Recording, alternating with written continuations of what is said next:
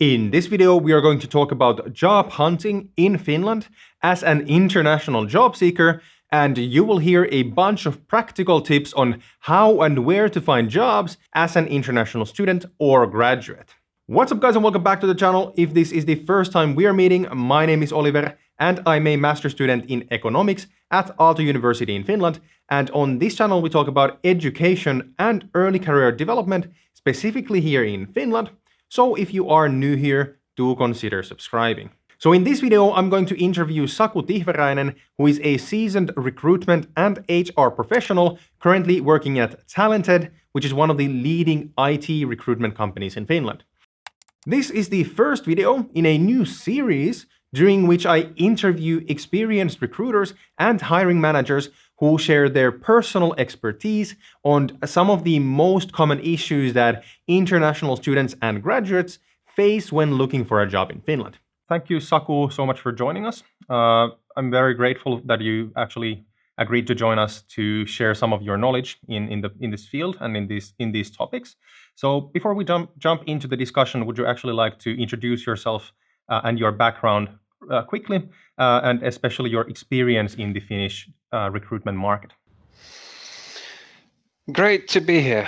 Thanks for the invite. My name is Saku Tihveräinen. I've been working for the past 9.5 years in the field of recruitment, both in the public sector, studying or researching recruitment, and for the past 3 years in IT recruitment. And then the very last half a year, I've been working at Talented with digital leader recruitment.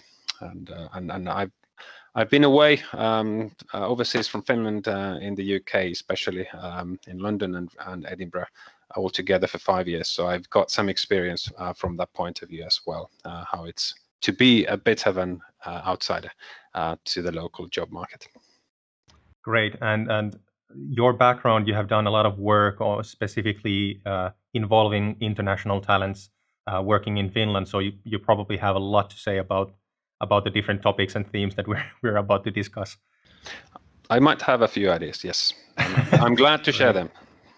Great. So my first question is that there's a lot of talk among international students, especially when they're planning on moving to Finland to do a degree at a university and afterwards getting into the labor market. There's a lot of misconceptions, a lot of rumors, for example, on Reddit communities about the Finnish job market in terms of international students. And my question is, how does the Finnish labor market actually look like from the perspective of an international job seeker here in Finland? Of course, if you want to comment on the situation with COVID, that's fine as well, but maybe we can talk a bit more generally, especially since this current situation is not going to last forever. That is a super interesting and multifaceted question. I think it's good to be talking about it in general. I think we may touch upon the case COVID as well, but I think it hasn't in particular changed the foundational dynamics per se. I think how to approach this massive question. I think one of the key elements is to understand that there is no, kind of like a single job market in Finland. It's good to understand that there are different geographical job markets, there are different industry-specific job markets, and the situation in different fields and different industries vary a little bit.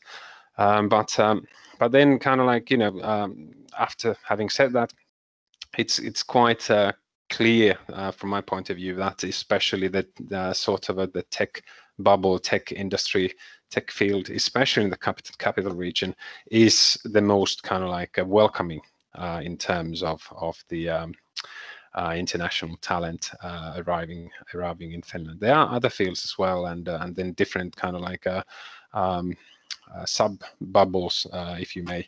And for example, thinking about the construction industry, for example, it's very international.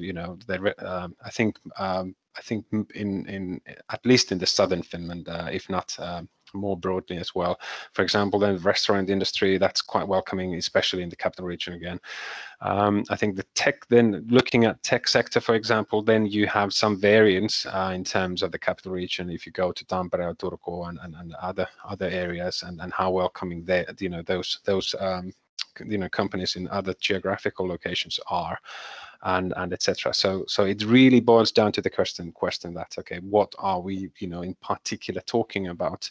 And when I refer to tech, it covers fields like software development, service, UX, whatever, design, digital marketing, sort of whatever tech-minded sales funnels and etc.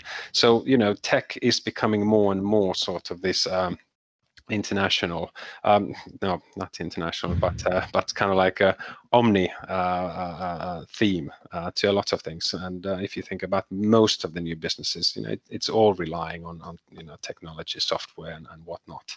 So in that sense, I think the more prevalent the digitalization, or whatever you call this, and etc. I think the more welcoming it will gradually make the Finnish workplace and the Finnish job market. But I think the difficulty then to land the jobs without the Finnish language is, it's quite, I think, to some extent notorious. But it's, the challenge is there. But at the same time, I think there are a lot of promising examples of individuals that have done well in terms of landing relevant professional jobs for themselves.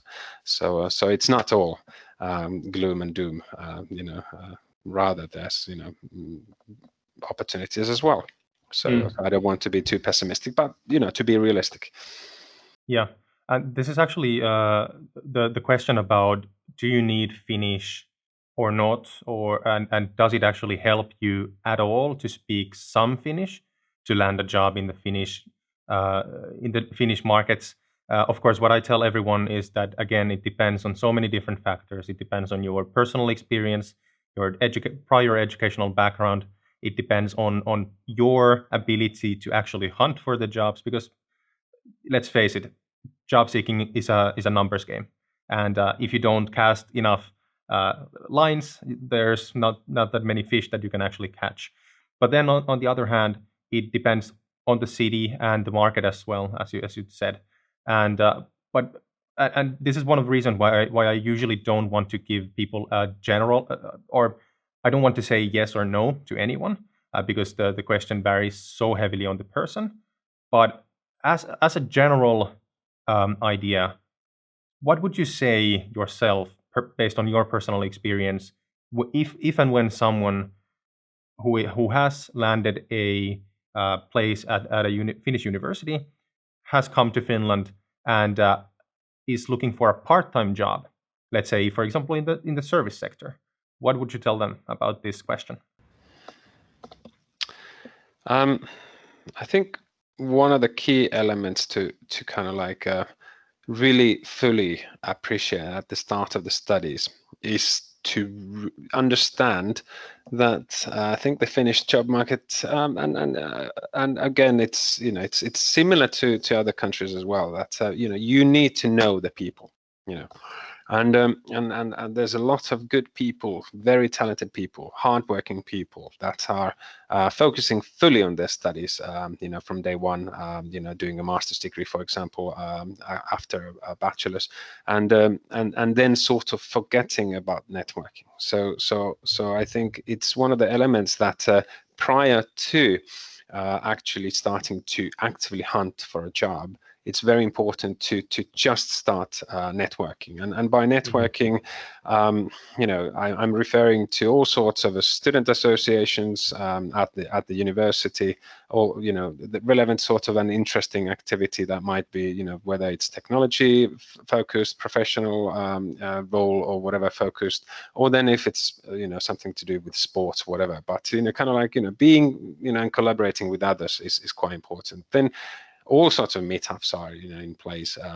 Attend the ones that are interesting to you.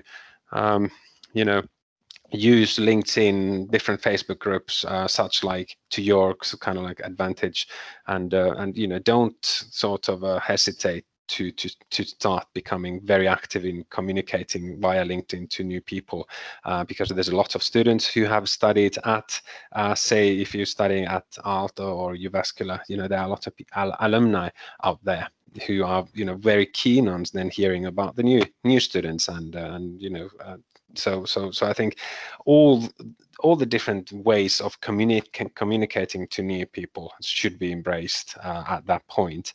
And when it comes to landing then a relevant sort of a part-time job, I think there's nothing more helpful than utilizing the networks, and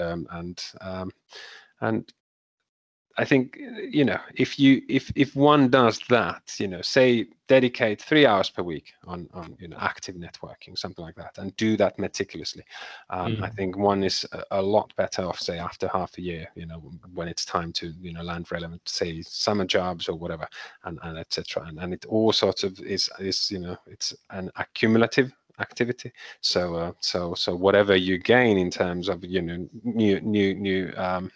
networks, new friends, you actually are making friends alongside, and etc. So it's even though then referring to a numbers game when it comes to networking and making friends and acquaintances, it's one of those things that it's important to understand that it is massively valuable that for yourself that one is known by people and etc. So it does help the stage when it's all about landing a relevant job, and especially when one is graduating. If you don't have any networks at that point, it's going to be super tough to land that role. Absolutely. I think you had a couple of really important points there that actually people ask me quite a lot about. First of them, one of the points that I've been talking about previously is specifically this, that there's a lot of very talented people, especially academically extremely talented people who do very well in school. I don't want to profile anyone at all, but in my personal experience, what I've noticed is that especially people who come from countries where pressure on doing excellent in school is higher. A lot of times this refers to, for example, Asian countries where you have more mass and you have to do extremely well in school because that's your only way of showing your assets to potential employers. And when you kind of bring those habits, school, when you bring in those study habits into Finland, where the education system is so much different and so more relaxed, it can actually end up hurting you quite a lot. And it's might sound completely twisted and twisted that you don't necessarily need to sit in the library 24/7. Instead, you should do school well. However, in the evenings, you should go to dinner parties, talk to people, get to know company representatives, and just, again, as you mentioned, building networks. And one other super important point that you touched upon is something that a lot of international students who come to Finland are actually having a lot of trouble with, is making friends. And when we're talking about networking with, let's say, the other students or university staff or corporate representatives, we're not only talking about professional networks. We're also talking about your private friendships, especially considering that making friends out of Finns takes a lot of time and effort. But when you actually get into those circles, you will get friends for the rest of your life. So I think there's so many different things in this professional networking aspect that you have to take into account that many people don't necessarily understand. And it's completely natural because your culture might be different from ours. But yeah, something, the next thing I really wanted to touch upon is the local recruitment culture. So again, talking about the differences in cultures, the same goes to job seeking as goes to education and the way you study. So what would be the most important things that you think based on your experience, that international students or job applicants have to know about the Finnish recruitment market and the culture and maybe the ways of doing things here? It's a good one. I'm sort of thinking about different roles. I think one of the key elements is to just understand where the roles can be found. So one has to do a bit of searching with the local sort of community and the geographical region to kind of like land the sort of or understand where the roles are in that area, and or if it's a case of very sort of specialist roles that might be in the bigger cities, then it's a question of just understanding where can those job ads can be found. I think one of the key elements to understand with regards to the recruitment market in Finland is that people talk about half of the jobs being filled without being openly opened for applications. Some talk about 75 to 25, that 75% are filled without ever being sort of advertised publicly and etc. So we are talking about these hidden jobs that many people refer, for example, in the blogs or social media posts. Yeah, indeed, and I think to quite a wide, well, to a large extent, I do agree that that's how it works, and in a way, when one is starting to consider to look for a job, well, there's already the topic networking. You've got connections that after being dedicating whatever 3-4 hours per week for on networking and getting those acquaintances and talking with your peers at the unions and etc. But then kind of like looking at the different job ads out there, say on the job boards, for example, Monster.fi, Duunitori.fi. There's Oikotie something for the job ads as well. But it's always referring to the numbers game you talked about. It's one of those things that when you send a job application to a job that's been publicly advertised, it tends to be that there's 50 to 200 people applying, and to stand out from that crowd is super challenging. And unless it's a very sort of a niche type of a specialist role, and then you tick that particular box that yes, I've done it, and then you stand out with the other, say, 3 to 5 people who have got that sort of experience or know-how. And that's one of the key elements that whilst it's good to be sort of applying to jobs via kind of like applying to those open job ads, it's also very good idea to start kind of like looking into the mirror and really sort of thinking about your career track and where you want to be in a few years' time, and sort of then discussing and really deciding which way you would like to take it, so to speak, and then identifying the roles that would suit you as good stepping stones, good opportunities to grow, and then identifying the companies where you would be able to excel and contribute, and once you sort of start identifying the companies and you wonder, for example, be it, say, for example, a digital marketer's role, and you've got some expertise or know-how in that field, and you're wondering that okay, there's always that 200 applicants to the digital marketer's position, and then it's important to open up the different financial times in Finland, so Kauppalehti and etc. To see the companies that are landing new deals, new VC money, for example, and then think about, okay, there might be a situation that they are now hiring more people because they've just landed, say, 20 million euros of funding, and their product needs to be launched and pivoted into a bigger deal, so to speak. So it's a question of trying to identify the opportunities where you can be actively sort of engaging with the, say, HR director or ideally it's or a recruiter, but ideally it's a business manager or a business director, because there's always that different element of convincing the person who already is leading the job, leading the business, rather than communicating with the HR people who are very, very well educated to say no to many applicants in a nice way. Right. That's a really good point, and this has been pointed out so many times, that the hidden application or hidden jobs are super important, and basically if you wait until someone posts an job ad into your face on social media, which is perfect for you, it is most likely too late for you to apply, or it makes it super difficult. So try to really hunt those, and as you kind of gave some tips and tricks on how to find those hidden jobs. Keep an eye out on the market. Try to know the companies that you would like to work, and what their situation is.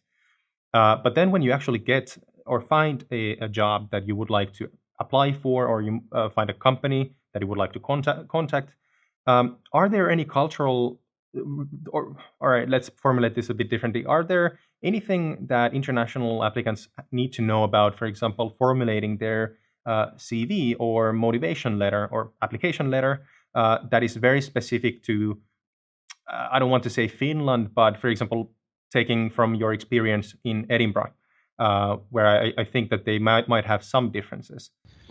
Some, yeah.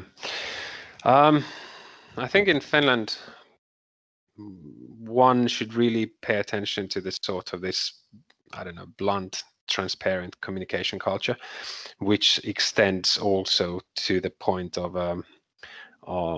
writing job applications, where one certainly does kind of like highlight and sort of polish a little bit of the motivation element, kind of like how motivated I am to do such and such job, but then sort of being very sort of hands-on about, okay, this particular role I haven't been working at, but I've done similar work at such and such, and and these sort of experiences apply, and etc. And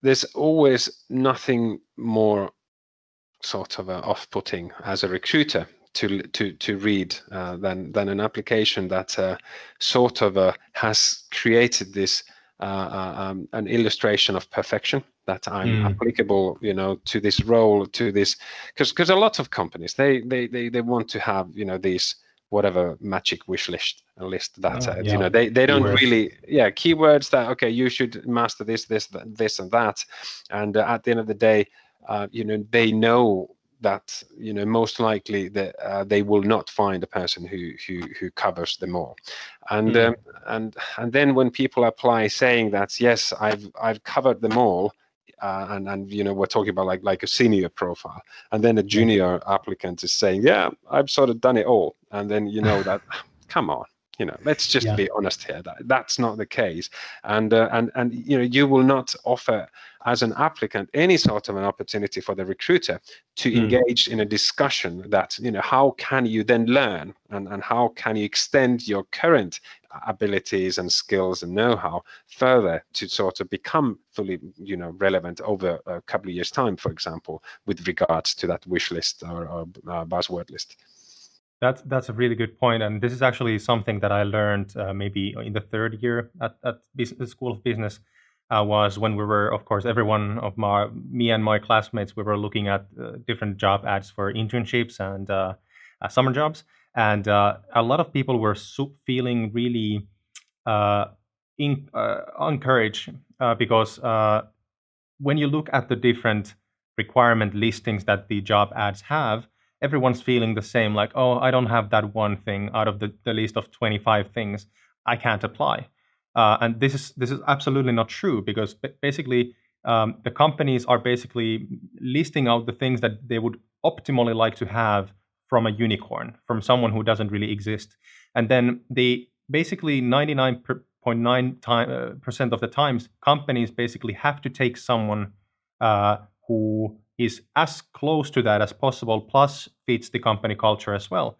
And a good friend of mine who is nowadays working in Switzerland, he actually told me that, Oliver, don't tell yourself that you are not good enough for this role. Let someone else tell you you're not good enough for this role. And that taught me so much, because looking blankly at the paper and the requirements can be a huge disservice for you, because that will stop you from applying. And again, going back to the numbers game, you have to apply and apply and apply.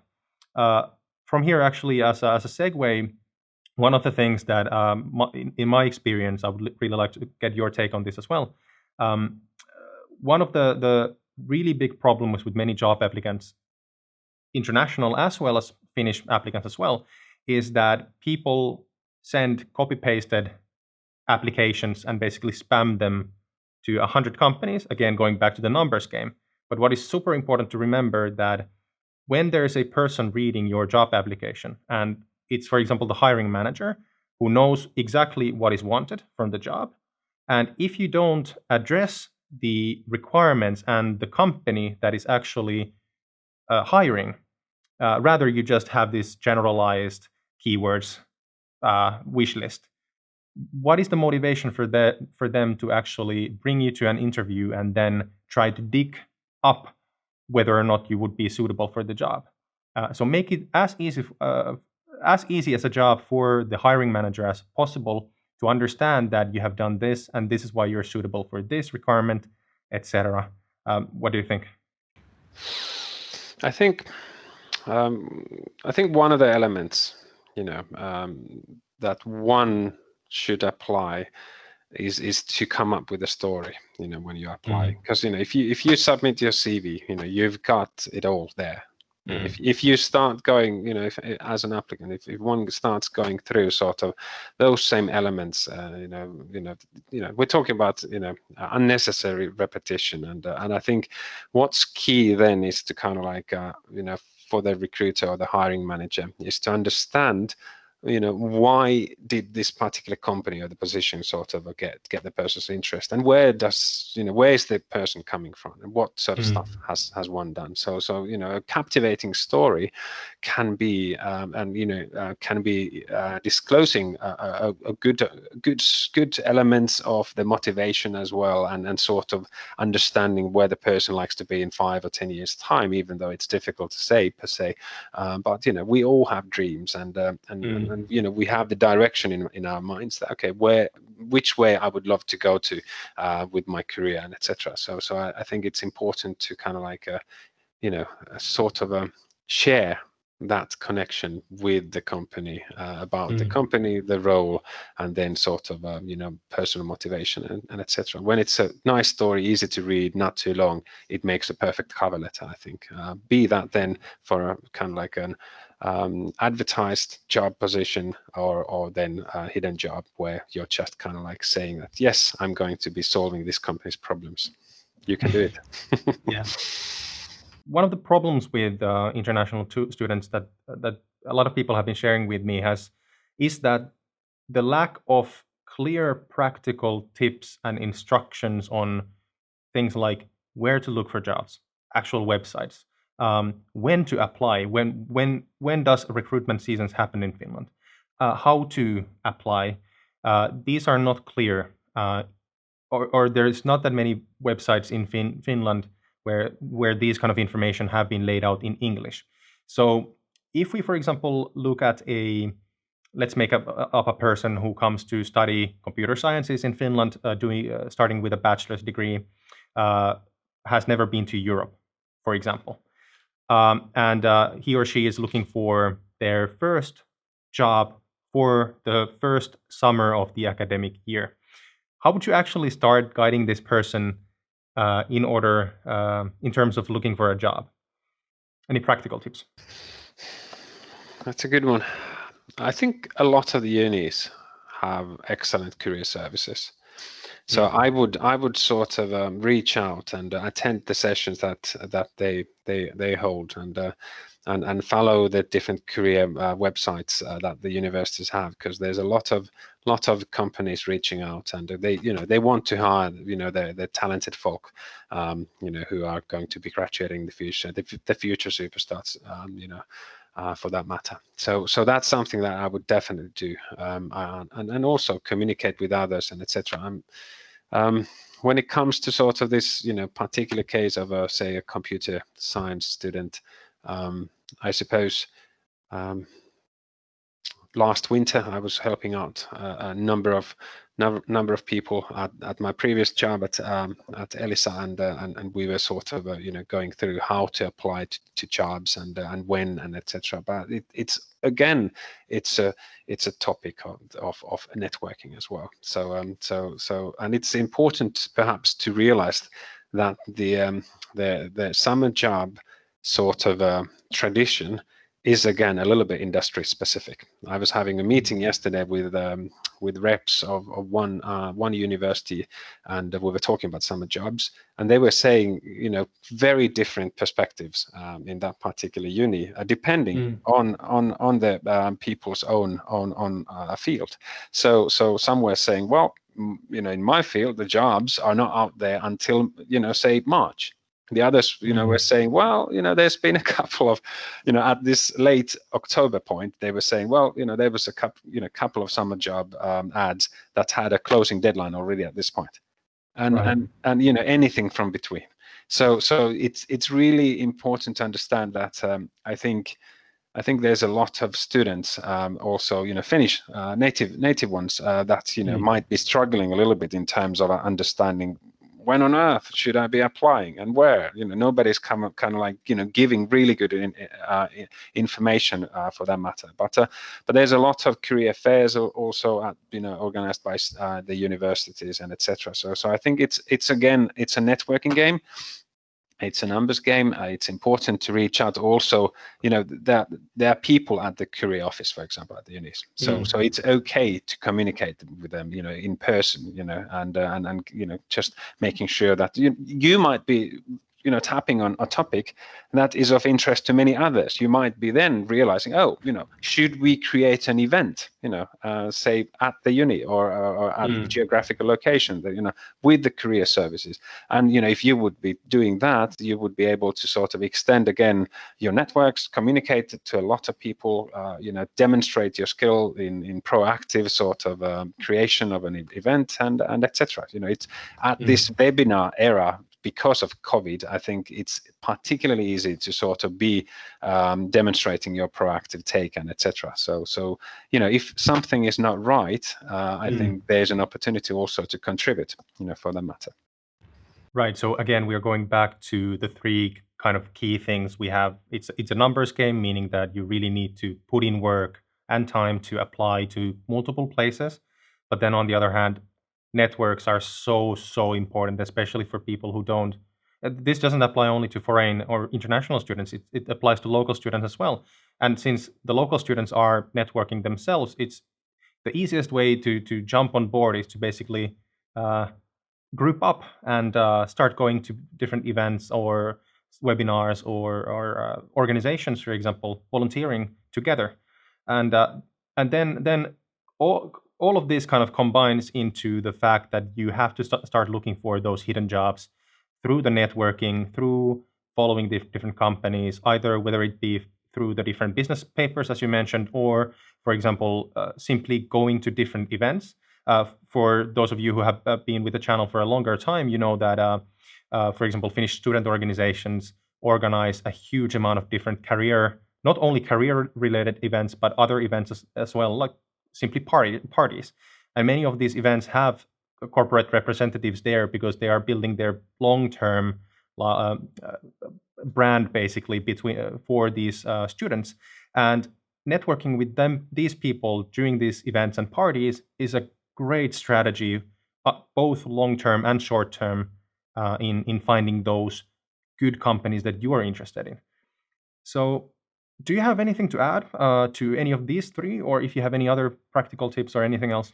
Just to kind of like a summary, kind of like when we're talking about numbers game and networking, and it's kind of like all boils down to their point that one needs to be super proactive, a little bit relentless in terms of really persevering and doing that, believing in the case and etc. And it's one of those things that when one wants to, let's say, at the time of graduating, for example, land a relevant job, when one is applying to 5 jobs and getting for example 5 times nay, becoming depressed or whatever, it's that's kind of like the different sort of mindset. It needs to be this thinking that, okay, there's going to be 50 at least or 100 roles that and companies that I will be applying to, and there needs to be, I think, one of the elements then that people need to understand and more fully, and it's a difficult one,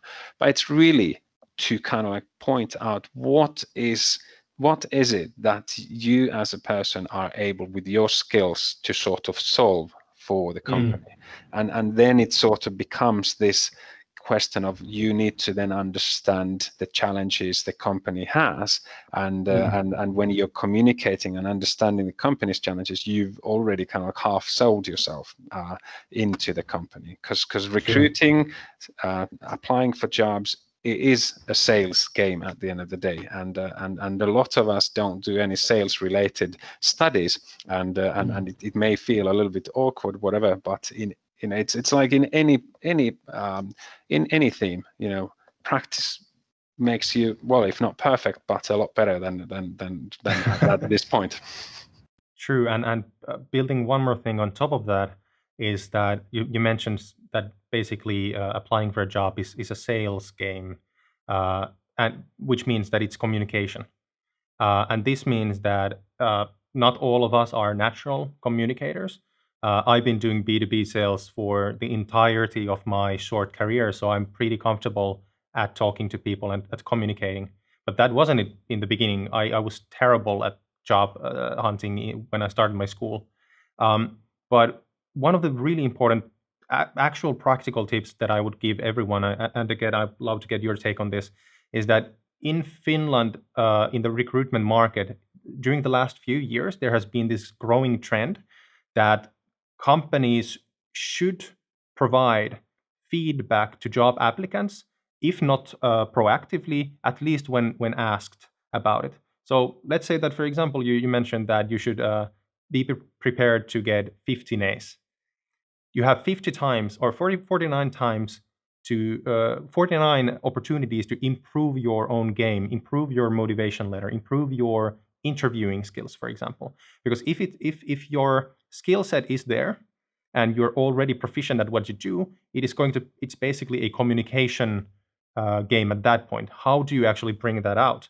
And so don't be afraid to ask directly, hey, thank you so much. Unfortunately, it's sad to hear that I wasn't picked for this position. What could I do better next time? Would you like to give me a couple of tips or tricks? And many recruiters nowadays are very happy to give you pointers because they have notes. They know why you weren't chosen.